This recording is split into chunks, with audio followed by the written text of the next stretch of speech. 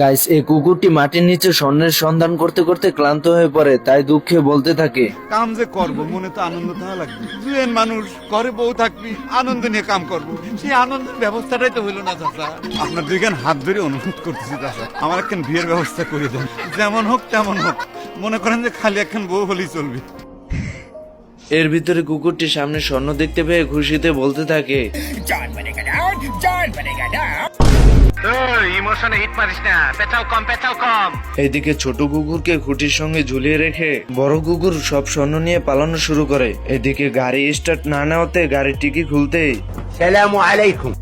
আমার আসল পরিচয় পাইলে তুই খারায় মুইতা দিবি, বহনের টাইম পাবি না। এই কথা শুনে বড় কুকুর বলতে থাকে, আমরা যদি ঠিক থাকি দুই ভাই, আমগো ঠেকায় রাখে এমন কোন পুলিশের সাধ্য না। এরপর বড় কুকুরটি ছোট কুকুরের কাছে কাগজটি দিয়ে পিছনে বড় পাথর নিয়ে দাঁড়িয়ে থাকে। আহা, আমি পারি না, আর পারি না। হালাই আমার 14-র মধ্যে খায় ফেলাইছিল। এইদিকে বড় কুকুর সাইনের অপেক্ষা করতে গিয়ে